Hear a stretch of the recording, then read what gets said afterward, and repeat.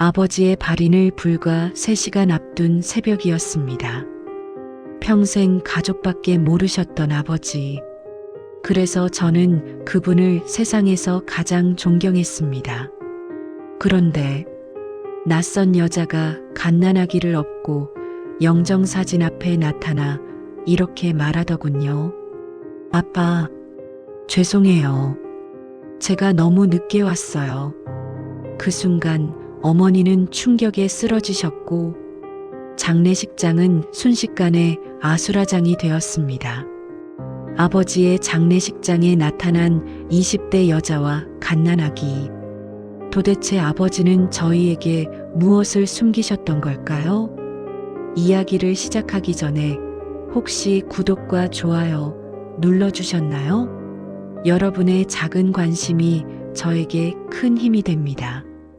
새벽 4시 장례식장 복도는 적막했습니다. 형광등 불빛 아래 놓인 플라스틱 의자들은 비어 있었습니다. 조문객들은 모두 돌아갔고 친척들은 빈소 옆 작은 방에서 쪽잠을 청하고 있었습니다. 3일장을 치르는 동안 아무도 제대로 잠을 자지 못했습니다. 빈소 안은 향 냄새로 가득했습니다. 저는 상주석에 앉아 멍하니 아버지의 영정 사진을 바라보고 있었습니다. 사진 속 아버지는 환하게 웃고 계셨습니다.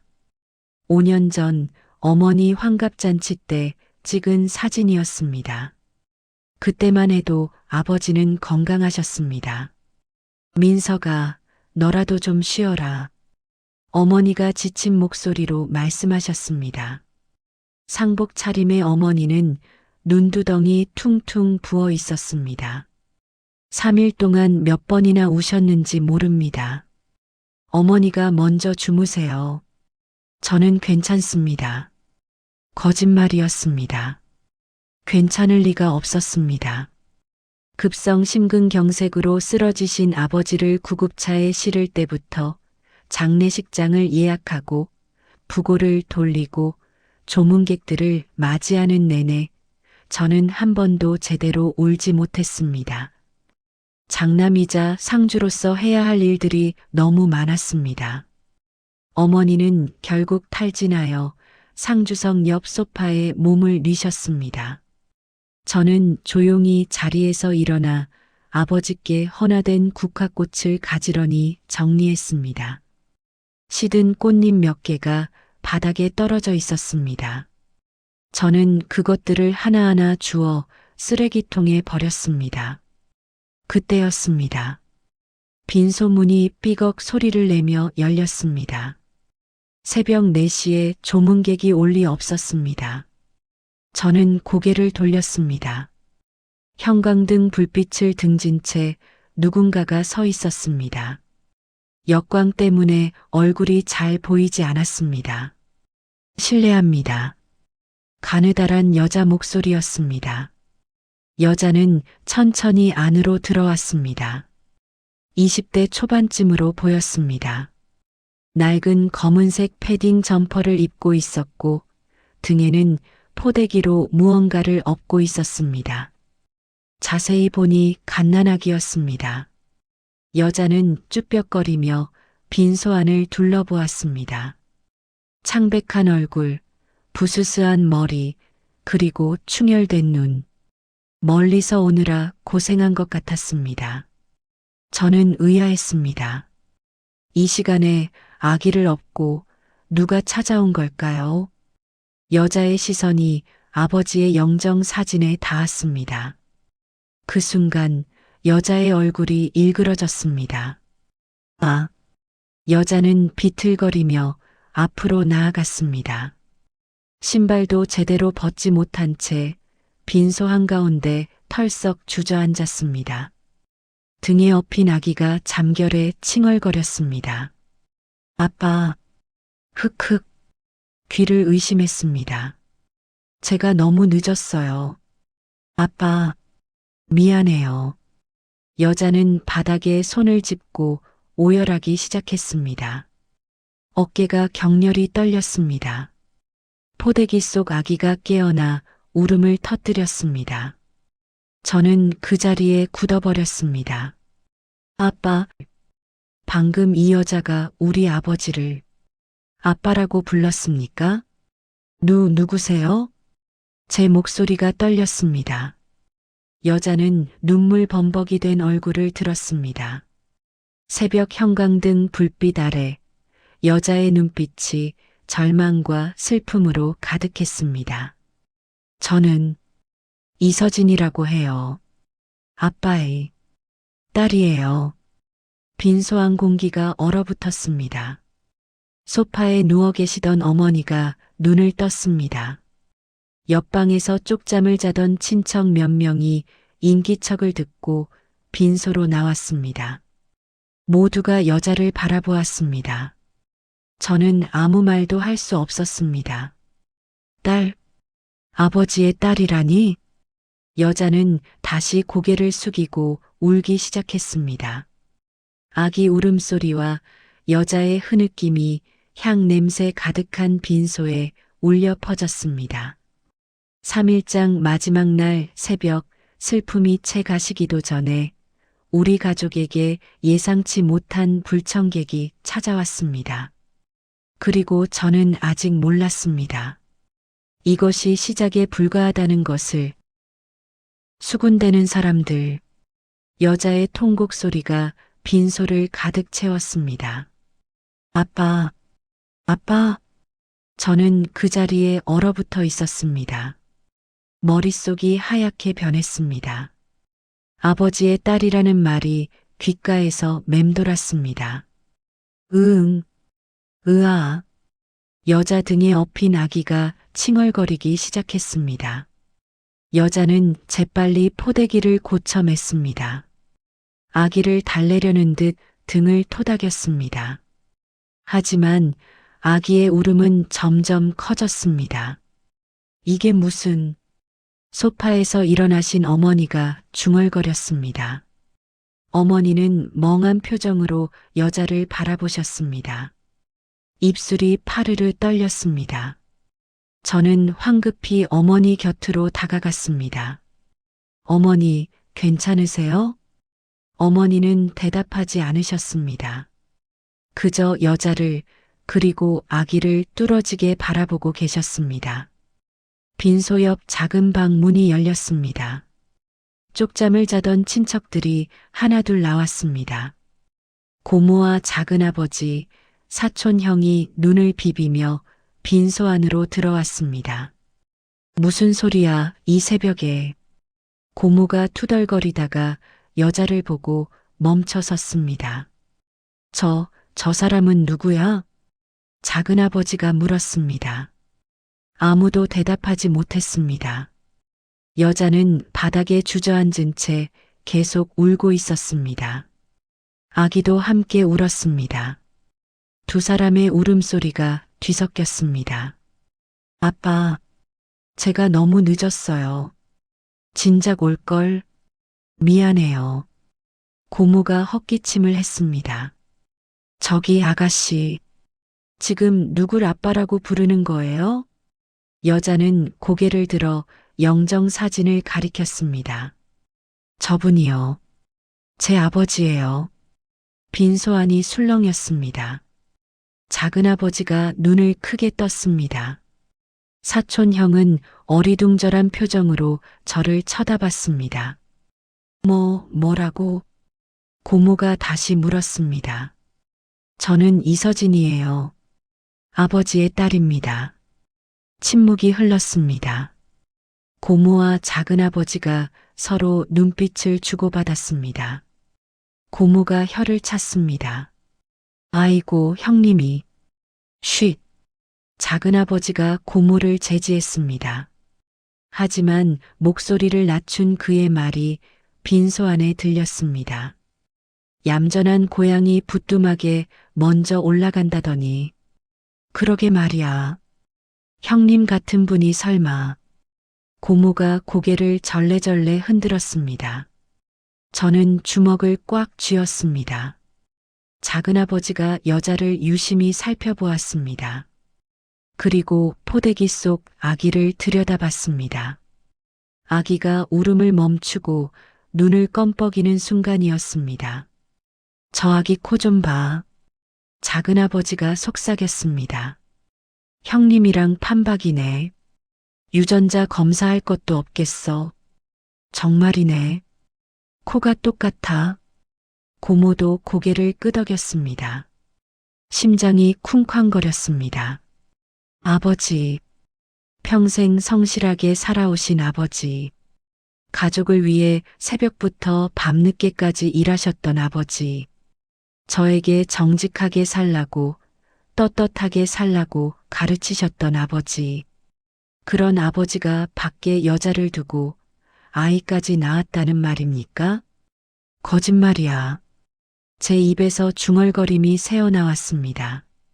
존경심이 무너졌습니다. 배신감이 밀려왔습니다. 가슴속에서 뜨거운 무언가가 치솟았습니다. 민서가, 어머니가 제 팔을 붙잡으셨습니다. 힘없는 손길이었습니다. 저는 어머니를 돌아봤습니다. 어머니는 창백한 얼굴로 저를 바라보고 계셨습니다. 눈가에 새로운 눈물이 맺혔습니다.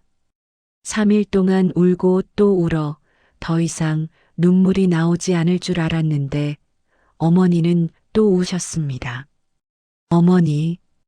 어머니가 쓰러지실 것만 같았습니다. 아버지의 죽음도 모자라 이런 일까지 겪어야 한다니. 40년 가까이 한 남자만 믿고 살아오신 어머니에게 이것은 너무 가혹한 일이었습니다. 그리고 아버지의 명예, 평생 성실하게 살아오신 아버지의 이름이 이렇게 더럽혀져도 되는 겁니까? 민서가 진정해. 어머니가 떨리는 목소리로. 하지만 저는 진정할 수 없었습니다. 분노가 온몸을 휘감았습니다. 저는 성큼성큼 여자에게 다가갔습니다. 여자는 여전히 바닥에 주저앉아 울고 있었습니다. 저는 여자의 팔을 거칠게 잡아 일으켰습니다. 당신 뭐야? 제 목소리가 빈소에 울려 퍼졌습니다. 누군데 남의 장례식장에 와서 행패야.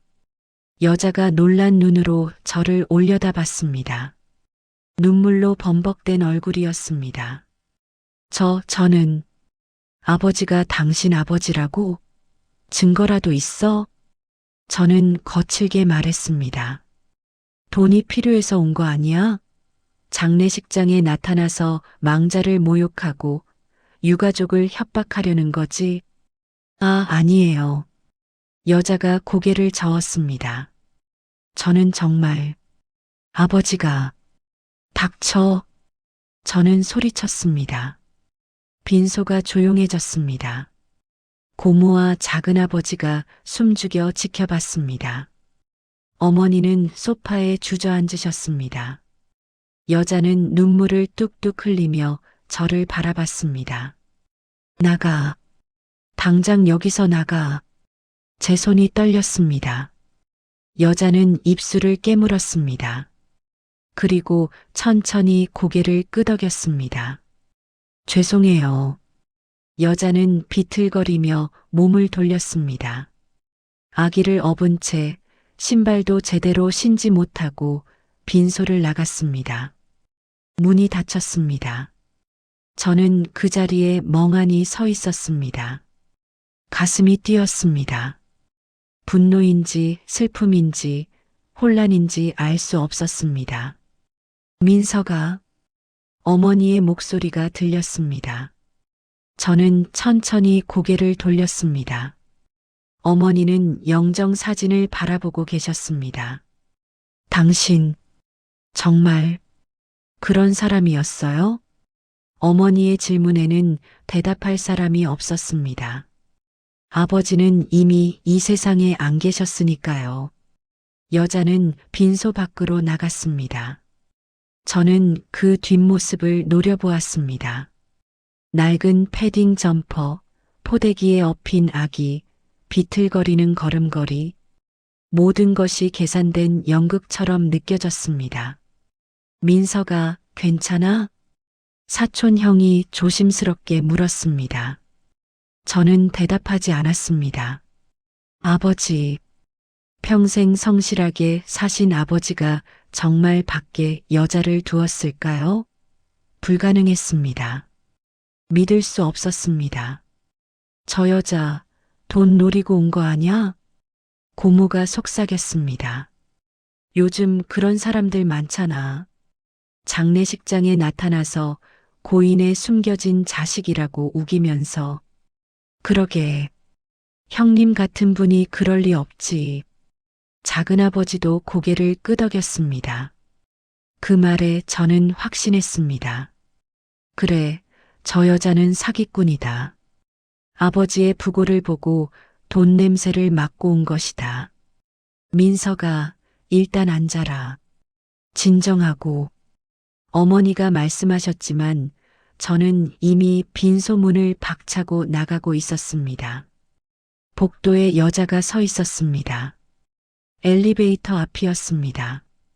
여자는 벽에 기댄 채 흐느끼고 있었습니다. 아기는 울음을 멈추고 여자의 등에서 조용히 숨을 쉬고 있었습니다.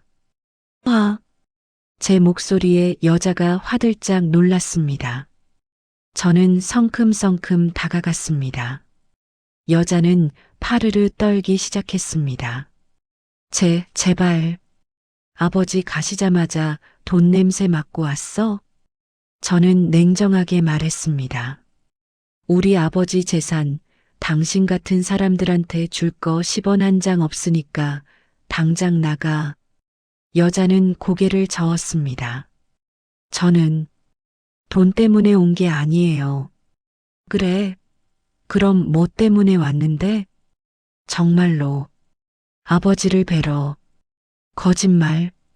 저는 소리쳤습니다. 빈소문이 열렸습니다. 고모와 작은아버지, 사촌 형이 나왔습니다. 그들은 멀찍이 서서 저희를 지켜봤습니다. 민서가 진정해. 작은아버지가 말렸지만 제지하려고 다가오지는 않았습니다. 저는 여자의 팔을 붙잡았습니다. 나가. 내가 끌고 나가기 전에 알아서 나가. 제발. 잠깐만요. 여자가 버텼습니다. 여자는 다급하게 품 안을 뒤지기 시작했습니다. 한 손으로는 아기를 감싸고 다른 손으로는 패딩 점퍼 안주머니를 더듬었습니다. 뭐 하는 거야? 저는 직감했습니다. 돈 봉투를 꺼내려는 것이다. 미리 준비해온 현금을 보여주며 위로금이라는 명목으로 더 큰 돈을 요구할 것이다. 그만둬. 저는 여자의 손을 쳐냈습니다. 순간 여자의 품에서 무언가가 쏟아져 나왔습니다. 바닥에 떨어졌습니다. 꼬깃꼬깃한 현금 뭉치였습니다. 10,000원권 지폐들이었습니다. 고무줄로 묶여 있었지만 낡고 구겨진 지폐들이었습니다. 얼마나 오래 보관했는지 누렇게 변색되어 있었습니다. 통장도 하나 떨어졌습니다. 녹색 표지에 낡아 빠진 통장이었습니다. 모서리가 해지고 표면이 때로 얼룩진 통장이었습니다. 그리고 편지, 빛바랜 편지 봉투가 바닥에 펼쳐졌습니다. 여자가 바닥에 무릎을 꿇었습니다. 떨어진 물건들을 주우려 했지만 손이 떨려 제대로 잡지 못했습니다. 아기가 다시 칭얼거리기 시작했습니다. 저는 그 물건들을 내려다봤습니다. 돈. 하지만 제가 예상했던 것과는 달랐습니다. 새 돈이 아니었습니다. 요구하려는 돈도 아니었습니다. 고모가 다가와 통장을 집어들었습니다. 어머, 이거. 통장 표지에 이름이 적혀 있었습니다. 예금주 이서진. 형님 이름으로 만들어진 통장이네. 근데 서진이라는 이름으로. 고모가 통장을 펼쳤습니다. 2005년부터 매달 30만 원씩 입금됐네. 와, 20년 가까이. 작은아버지도 편지를 주었습니다. 봉투 겉면에 또박또박 쓰인 글씨가 보였습니다. 서진아, 아빠가. 작은아버지의 손이 멈췄습니다. 저는 그 글씨를 봤습니다. 아버지의 필체였습니다. 또박또박하지만 삐뚤삐뚤한 초등학교밖에 나오지 못한 아버지 특유의 글씨였습니다. 이건 말문이 막혔습니다. 여자는 바닥에 주저앉아 떨어진 돈을 주우고 있었습니다. 손이 너무 떨려 자꾸 미끄러졌습니다. 저는 정말 돈 때문에 온 게 아니에요. 여자의 목소리가 떨렸습니다. 저한테 주신 거예요. 제가 태어나서부터 매달 꼬박꼬박. 여자는 통장을 떨리는 손으로 받아들었습니다. 이거 한 번도 안 썼어요. 한 푼도. 아버지 돈이니까 쓰면 안 될 것 같아서. 저는 그 말을 들으며 멍하니 서 있었습니다. 아버지가 편지로 제 생일마다 보내주셨어요. 여자가 편지 봉투를 가슴에 안았습니다. 마지막 편지가 석 달 전이었어요. 그 뒤로 연락이 없어서 걱정됐어요. 여자의 눈물이 편지 봉투에 떨어졌습니다. 알아보니까 아버지가 말을 잇지 못했습니다. 복도가 조용해졌습니다. 엘리베이터 오르는 소리만 들렸습니다. 저는 바닥에 떨어진 지폐들을 내려다봤습니다. 꼬깃꼬깃하고 낡은 만원권들, 고무줄로 묶인 현금 뭉치. 이것은 요구하려던 돈이 아니었습니다. 받았던 돈이었습니다. 20년 가까이 매달 아버지에게서 민서가, 고모가 조심스럽게 제 이름을 불렀습니다. 저는 대답할 수 없었습니다. 머릿속이 복잡해졌습니다. 분노가 사라지고 그 자리에 혼란이 밀려왔습니다. 아버지, 당신은 정말 이 여자의 아버지였던 겁니까? 저는 바닥에 흩어진 물건들을 내려다봤습니다. 꼬깃꼬깃한 지폐, 낡은 통장, 빛바랜 편지. 발로 차버리고 싶었습니다. 이 모든 것을 치워버리고 이 여자를 내쫓고 아버지의 명예를 지키고 싶었습니다. 발을 들었습니다. 잠깐. 어머니의 목소리였습니다.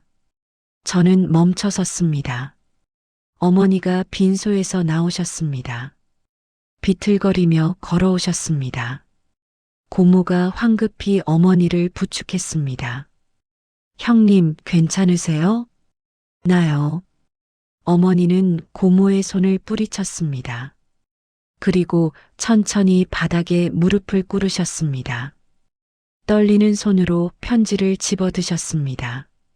어머니, 그건 조용히 해. 어머니의 단호한 목소리에 저는 입을 다물었습니다. 어머니는 편지 봉투를 들여다보셨습니다. 서진아, 아빠가. 어머니의 손이 떨렸습니다. 이건 내 남편 글씨잖아. 어머니가 중얼거렸습니다. 봉투를 열었습니다. 안에서 편지지 여러 장이 나왔습니다. 어머니는 첫 장을 펼쳤습니다. 누렇게 변색된 편지지였습니다. 어머니는 소리내어 읽기 시작했습니다. 김 기사.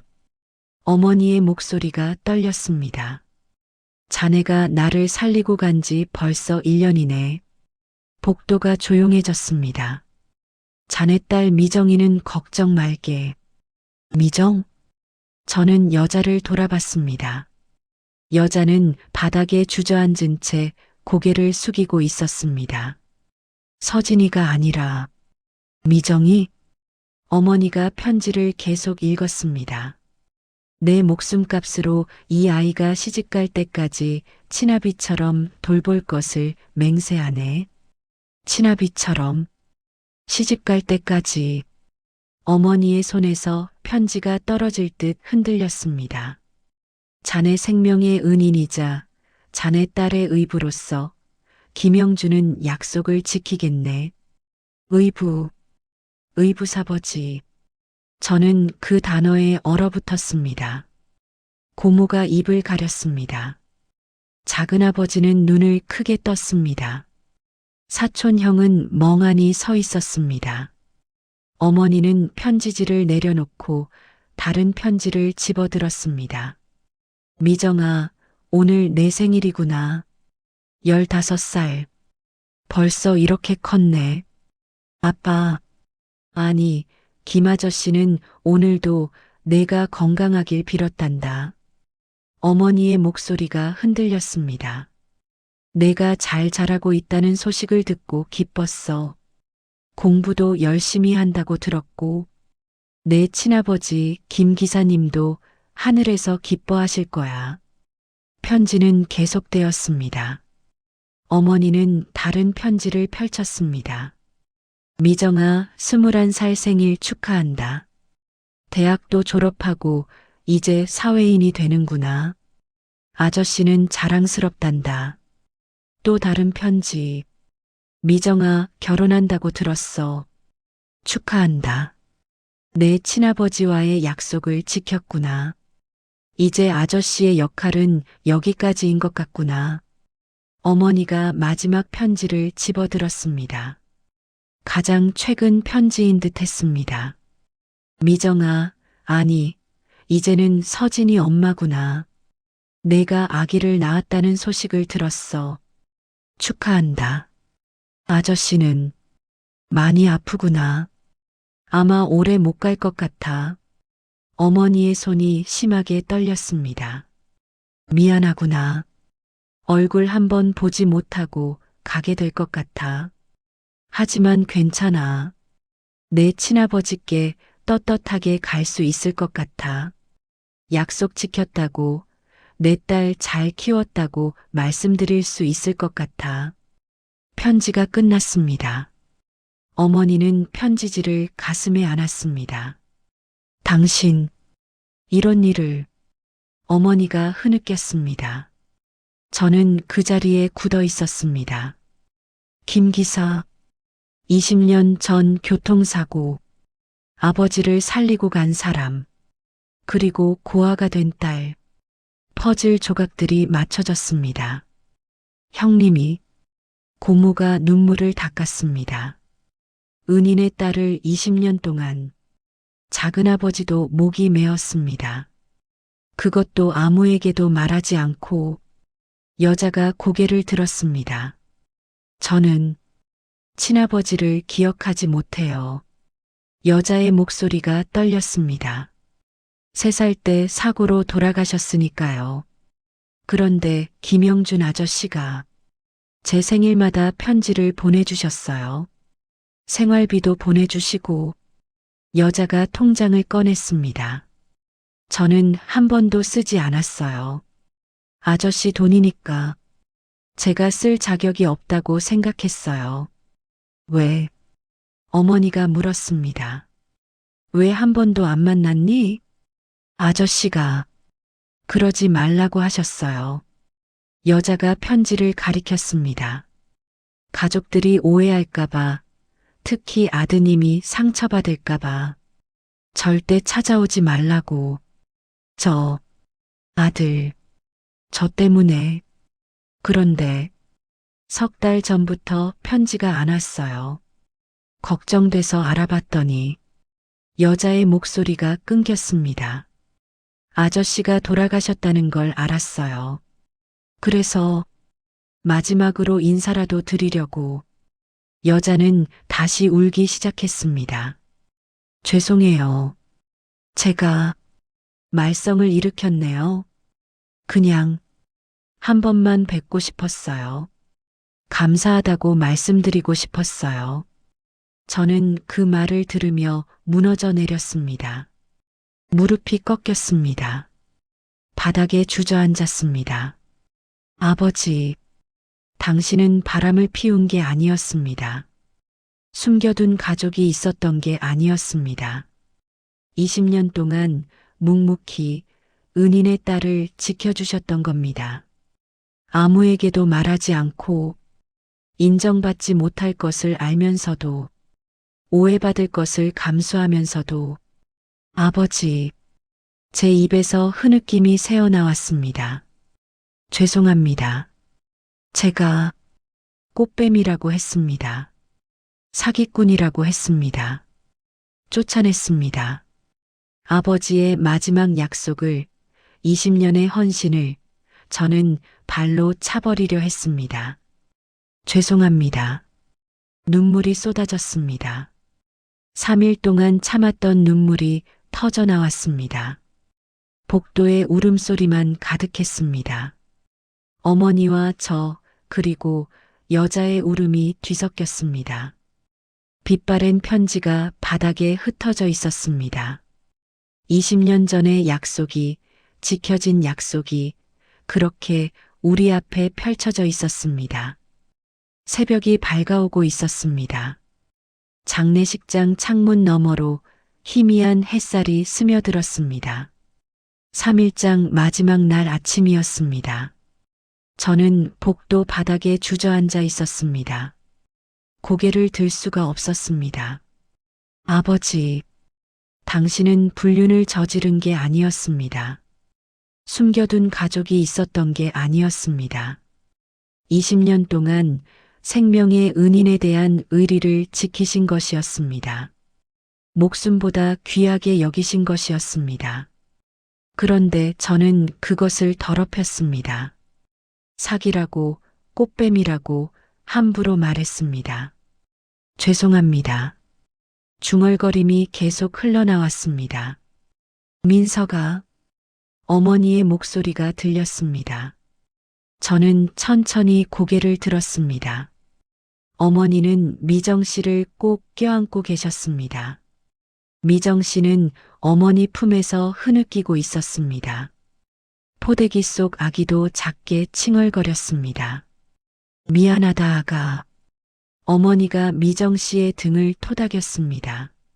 내가 늙어서 노망이 났나 보다. 내가 그 착한 아이구나. 죄송해요. 제가 갑자기 찾아와서. 아니야. 내가 와줘서 고마워. 어머니는 미정 씨를 조금 떼어내고 얼굴을 들여다보셨습니다. 우리 남편이 내 아버지 은혜를 이렇게까지 기억하고 있었구나. 어머니의 눈에서 눈물이 흘러내렸습니다. 20년 동안 혼자 짊어지고 아저씨는 정말 좋은 분이셨어요. 미정 씨가 말했습니다. 편지마다 항상 제 친아버지 얘기를 해주셨어요.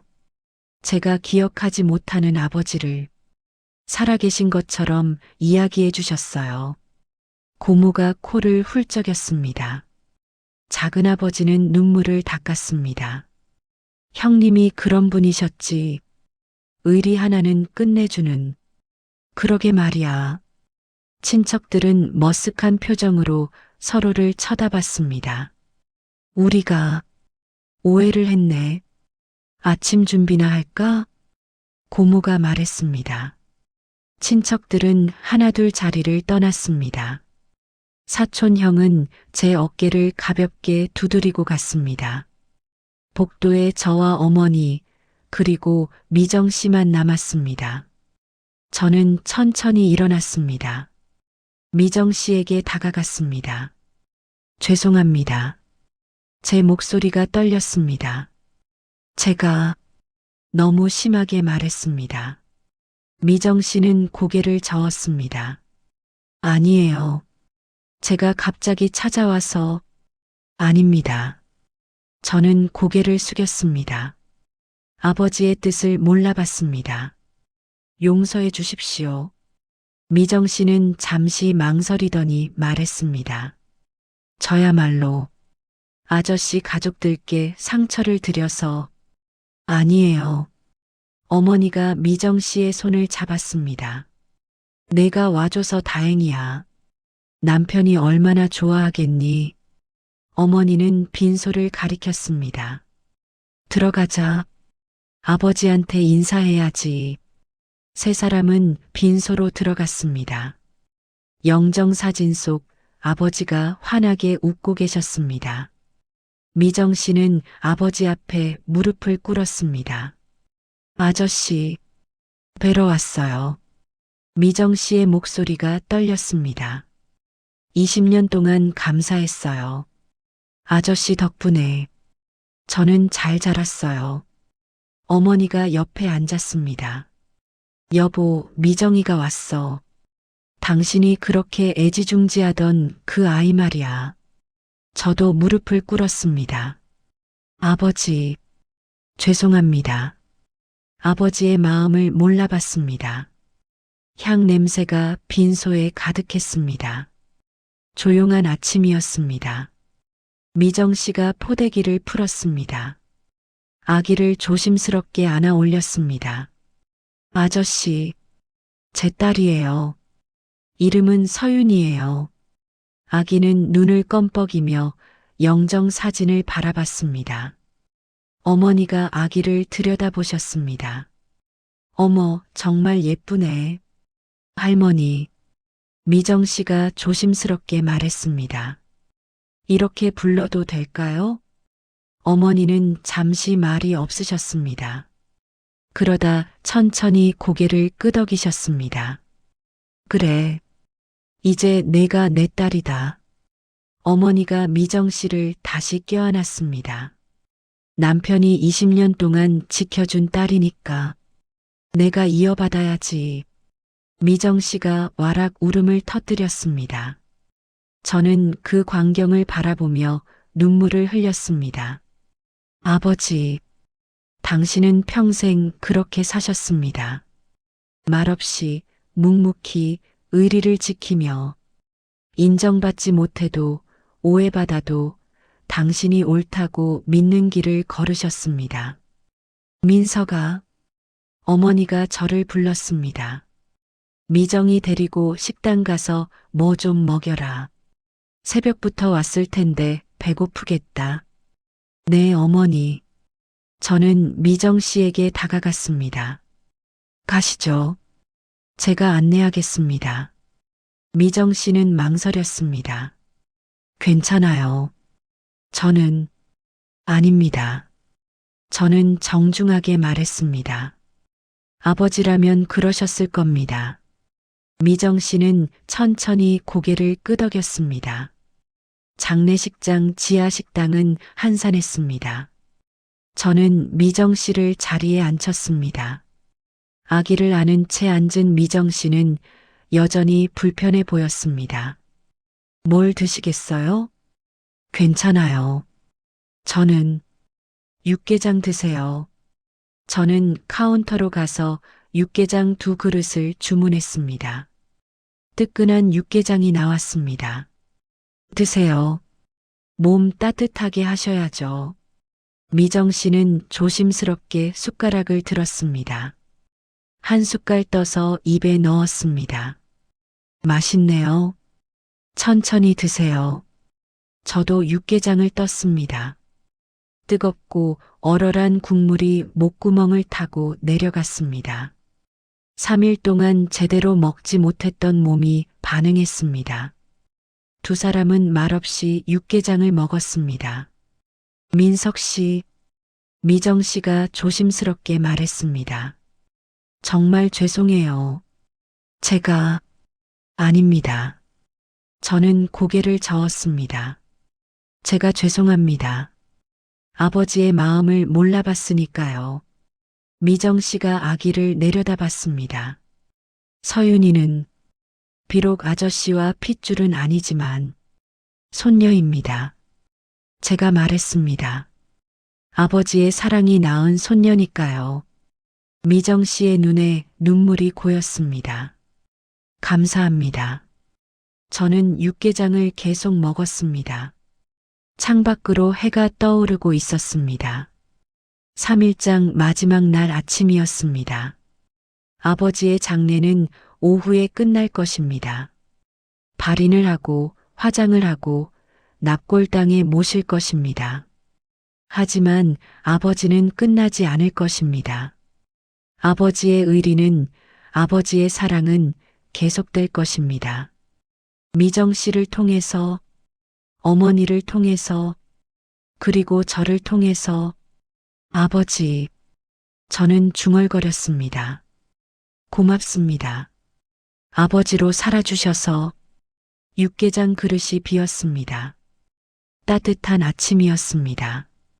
빈소로 돌아가는 길, 영정 속 아버지가 환하게 웃고 있는 것 같았습니다.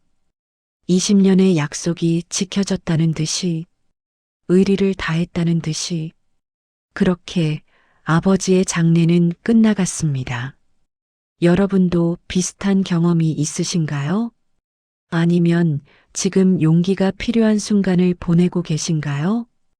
댓글로 여러분의 이야기를 들려주세요. 함께 응원하고 함께 힘이 되어 드릴게요. 구독과 좋아요는 저에게 큰 힘이 되고 여러분처럼 용기가 필요한 누군가에게도 이 이야기가 전해질 수 있어요. 오늘도 끝까지 함께 해주셔서 진심으로 감사해요. 여러분 모두 행복하시길 바랍니다. 다음 이야기에서 또 만나요.